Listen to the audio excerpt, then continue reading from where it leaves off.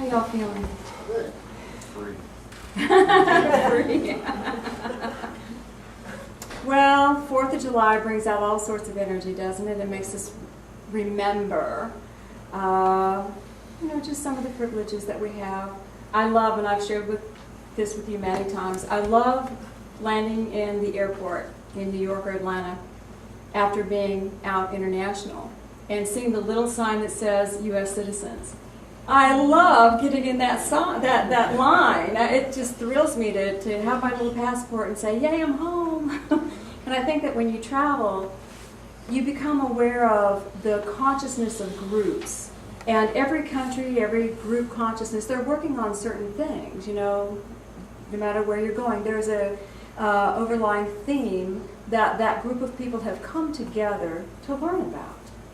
And in our country, in the United States, we have this overlying theme that we are striving to understand what freedom really is.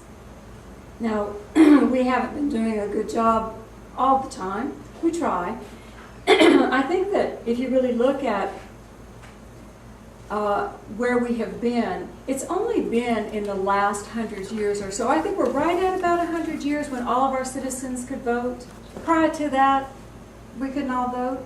We couldn't all vote. The women couldn't vote. So anyway, so we're hitting about 100 years, and it's only really been about 40 years that our laws have actually upheld the rights and freedoms of all people. So we're really quite new at this freedom thing as a country. But I think we're doing good. I think we're moving definitely in the right direction, and we're trying.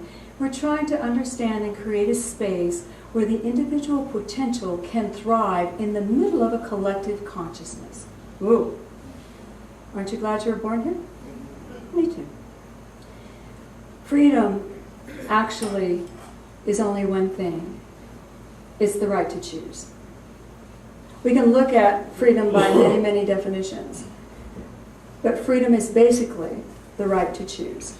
If you feel you have the right to choose, you will feel free. If you feel your choice has been taken from you in any way, you will not feel free. You see?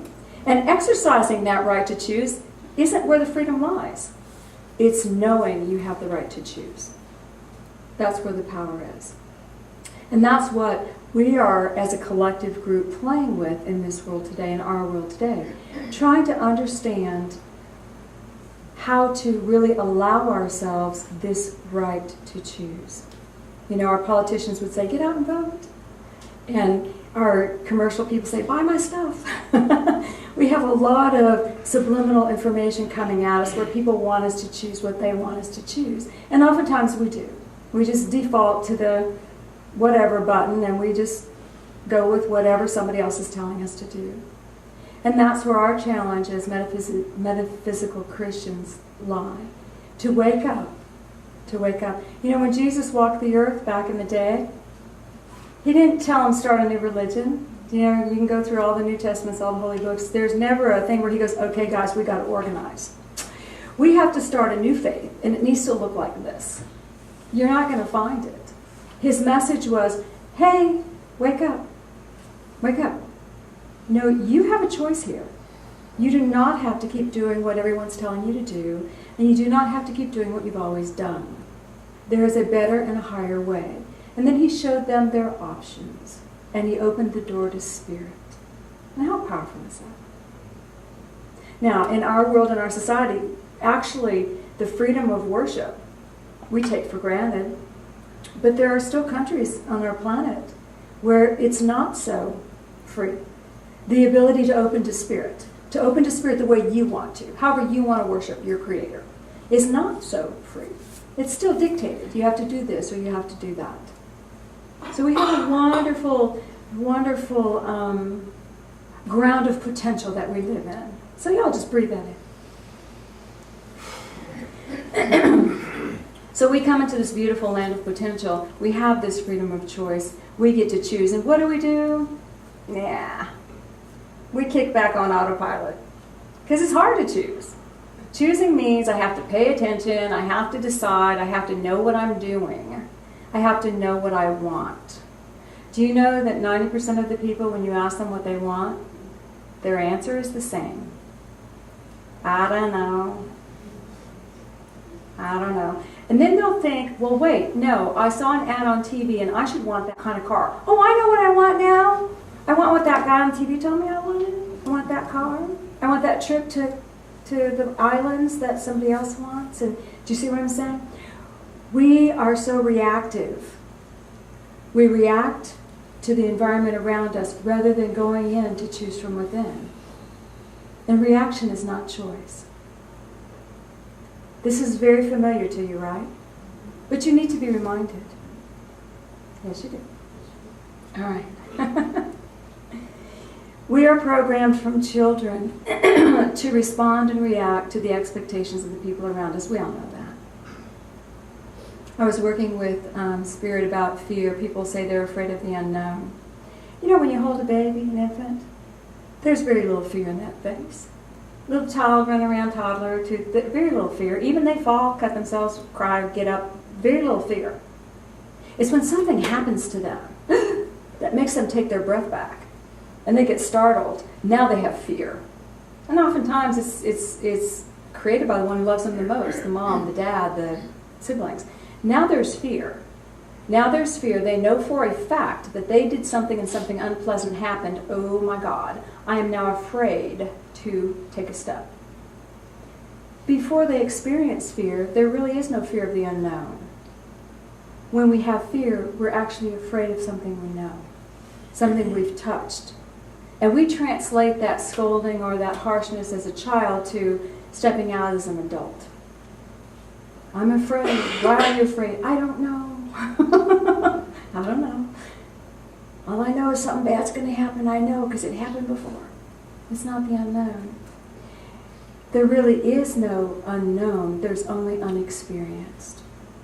When you rise up into that spiritual space of consciousness with God and you're in that nirvana of oneness in the universe, that space in meditation where you're just, do you feel unknown? Don't you feel one? That all energy makes sense, and even though you can't formulate ideas about it, you can sense it and feel it? It's just not experienced. So what I want us to do today is open up to the possibility of what our soul wants to experience on the earth plane. And it can only get there through conscious choice. Inner freedom, knowing that you can choose. And do y'all understand the reaction, how you react to other people to make your choices? You know, your husband says, hey, honey, let's go play golf. And you don't want to play golf. And you don't want to play golf, and it takes a long time to play golf, and you've got things you've got to do, but you know he's got nobody today, his buddies are out, and so you weigh, am I going to play based on how sad he looks?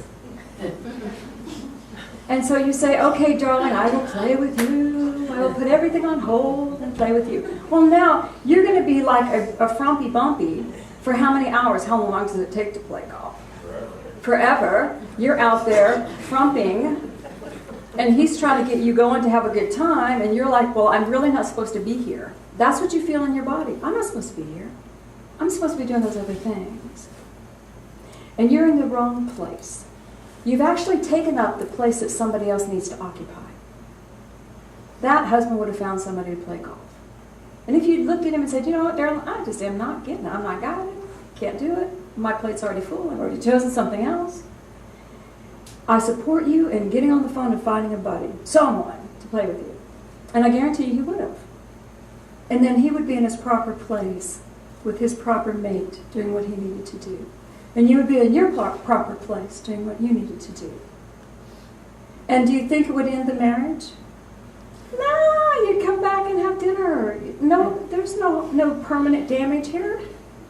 There's a permanent blessing because you supported your mate and you supported yourself in letting your choice take precedence.